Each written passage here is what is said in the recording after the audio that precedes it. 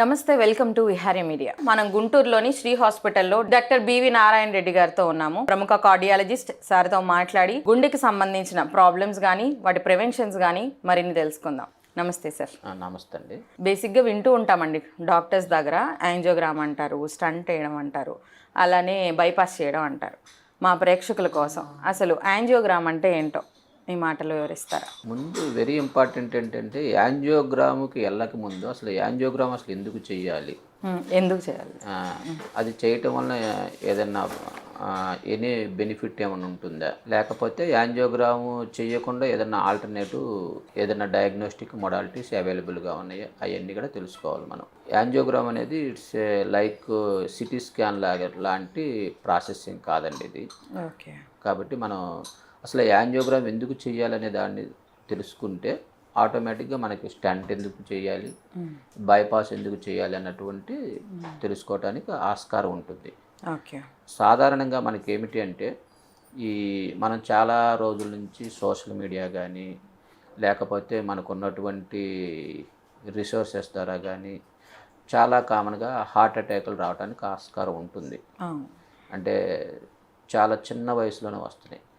మీరు చూసుకున్నట్లయితే మనకి మిగతా కంట్రీస్తో అంటే వెస్ట్రన్ కంట్రీస్ అంటే యుఎస్ఏ కానీ లేదా యూరోపియన్ కంట్రీస్తో కంపేర్ చేసుకుంటే మన ఇండియాలో దాదాపు ఒక 10 years ఎర్లీగా హార్ట్ అటాక్ రావడానికి ఆస్కారం ఎక్కువ ఉంది.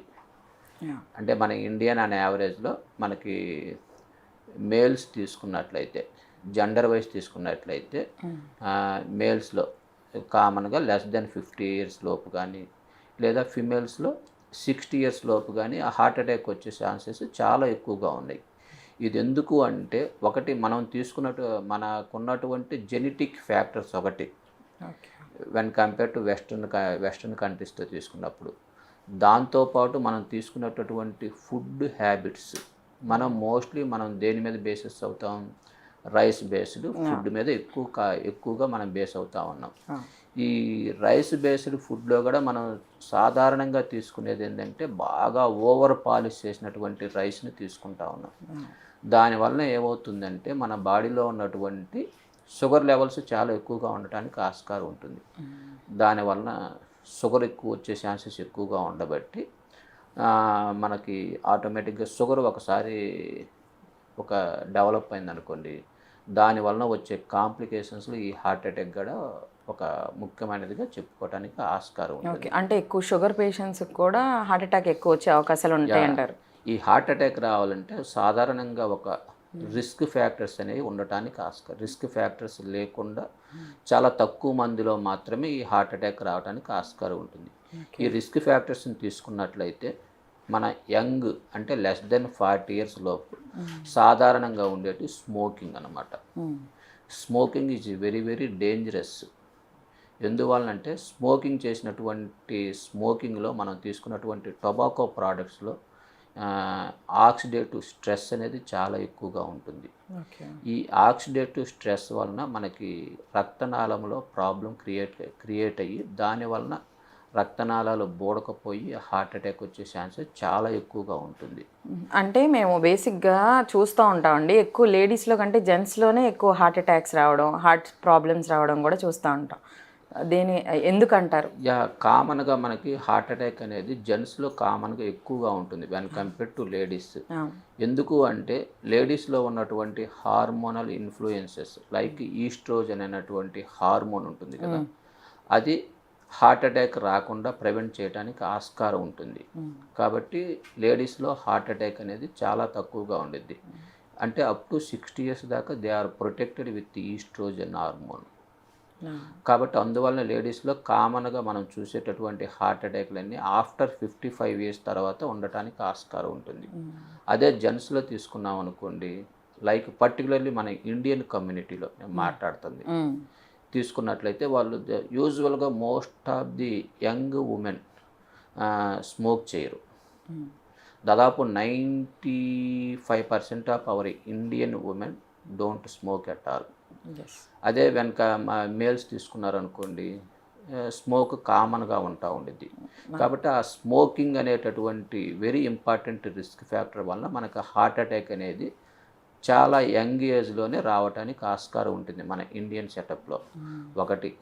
రెండోది ఏమిటి అంటే మన ఎవరికైతే మన ఫ్యామిలీలో హార్ట్ అటాక్ అనేటటువంటి ప్రాబ్లం రన్ అవుతూ ఉంటుందో అటువంటి వాళ్ళలో కూడా చాలా ఎర్లీ ఏజ్లోనే ఈ హార్ట్ అటాక్ రావడానికి ఆస్కారం ఉంటుంది. ఓకే, జెనెటిక్ రీజన్స్ వల్ల కూడా వస్తుంది హార్ట్ అటాక్. యా, ఈ హార్ట్ అటాక్ అనేది it's not only it's a complex interaction between genetic factors, అంటే మన యొక్క jeans plus environmental factors. Environmental factors అంటే అర్థం ఏమిటి? స్మోకింగ్ కానీ, ఎక్సెస్ ఆల్కహాల్ కానీ, లేదా బ్లడ్ ప్రెషర్ లెవెల్స్ ఎక్కువగా ఉండటం వల్ల కానీ, స్ట్రెస్, బ్లడ్ ప్రెషర్ లెవెల్స్ అంటే హైపర్ టెన్షన్, లేదా షుగర్ లెవెల్స్ ఎక్కువగా ఉండటం అంటే డయాబెటీస్ కానీ, లేదా మన బాడీలోనే జెనెటికల్గా కొన్ని రకాలైనటువంటి కొలెస్ట్రాల్ లెవెల్స్ ఎక్కువగా ఉంటాయి, అంటే ఫెమిలియల్ హైపర్ కొలెస్ట్రీమియా అంటారు.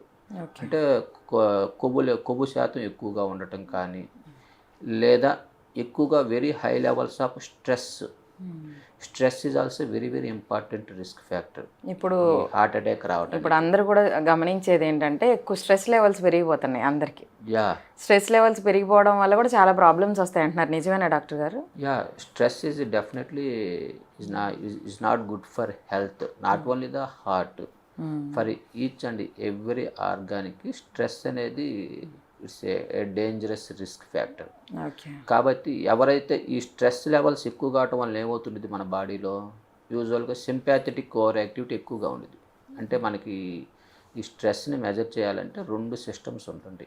ఒకటి సింపాథెటిక్ సిస్టమ్, రెండోది పారాసింపాథెటిక్ సిస్టమ్ అనేది. స్ట్రెస్ని కూడా కొలుస్తారనమాట. ఈ స్ట్రెస్లో ఏమైందంటే మనకి సింపాథెటిక్ ఓవర్ యాక్టివిటీ ఎక్కువ ఉండిద్ది. ఎప్పుడైతే ఈ సింపాథెటిక్ ఓవర్ యాక్టివిటీ ఎక్కువ ఉంటుందో అప్పుడు మన బాడీ హార్ట్ రేట్ ఎక్కువ స్పీడ్గా కొట్టుకోవటం కానీ, మనం భయపడటం కానీ, లేదా అంతేకాకుండా మనకి సరిగ్గా నిద్ర పట్టదు. స్ట్రెస్ లెవెల్స్ ఎక్కువగా ఉన్నాయి అనుకోండి, ఆటోమేటిక్గా the most important one is the sleeping disturbances కామన్గా ఉంటుంటాయి. ఎప్పుడైతే మనకి స్లీపింగ్ డిస్టర్బెన్సెస్ స్టార్ట్ అయిద్దో ఆటోమేటిక్గా మన బాడీలో ఉన్నటువంటి ఈచ్ అండ్ ఎవ్రీ ఆర్గాన్ కూడా ఈక్విలిబ్రియం దెబ్బతింటడానికి ఆస్కారం ఉంటుంది. ఎప్పుడైతే ఆ ఈక్విలిబ్రియం దెబ్బతినిద్దో ఆటోమేటిక్గా మనకి we are very prone to each and every disease. కాబట్టి వీటన్నిటికీ కారణం స్ట్రెస్. ఎవరైతే స్ట్రెస్ని జయిస్తారో అటువంటి వాళ్ళు యూజువల్గా మోస్ట్ ఆఫ్ ది టైమ్స్ వాళ్ళు బీపీ బారిన పడకుండా ఉంటారు, షుగర్ బారిన పడకుండా ఉంటారు, కొలెస్ట్రాల్ లెవెల్స్ కూడా కంట్రోల్ ఉంటాయి. అంతేకాకుండా హార్ట్ అటాక్ని కూడా వాళ్ళు చాలా వరకు జయించగలుగుతుంటారు. అందువల్లనే మనకి సాధారణంగా మనం చూసుకున్నట్లయితే ఈ యోగులు అంటారు కదా, ఋషులు కానీ, వీళ్ళందరూ కూడా they are doing only meditation. ఆ మెడిటేషన్ చేయడం కోరికలు ఉండవు, they are doing meditation continuously. కాబట్టి వాళ్ళు స్ట్రెస్ని జయిస్తారు కాబట్టి even without food also they can survive. మనకంటే డబ్బు కావాలి, అలా సంపాదించాలి, ఇంకా డెవలప్ అవ్వాలి అని చెప్పని స్ట్రెస్ మనం తీసుకుంటున్నాం ఎక్కువ. ఈ స్ట్రెస్ లెవెల్స్ వల్ల ఇంత ప్రాబ్లమ్స్ వస్తున్నాయంట. ప్రస్తుత సమాజం తీసుకున్నట్లయితే ఏమవుతుంది, ఒకరిని మించి ఇంకొకరు డెవలప్ కావాలి, ఒకరు హై లెవెల్లో ఉంటే ఇంకొకరు హై లెవెల్లో ఉండడానికి ట్రై చేస్తున్నాం. కాబట్టి దానికోసం మనం పరిగెత్తుతూ ఉన్నాం. ఆ పరిగెత్తుతున్నప్పుడు ఏమైందంటే మనకు తెలియకుండానే మనం ఆ స్ట్రెస్లోకి పోవడానికి ఆస్కారం ఉంటుంది. కాబట్టి ఎవరైతే ఎఫెక్టివ్గా స్ట్రెస్ని మేనేజ్ చేయగలరో, అంటే స్ట్రెస్ని మేనేజ్ చేయాలంటే మన వర్కింగ్ అవర్స్ని జాగ్రత్తగా ఫ్రేమ్ చేసుకోవటం. రెండోది the most important one is you should spend with your ఫ్యామిలీతో ఎవరైతే ఎఫెక్టివ్గా స్పెండ్ చేయగలరో వాళ్ళలో స్ట్రెస్ లెవెల్స్ చాలా తక్కువగా ఉండటానికి ఆస్కారం ఉంటుంది.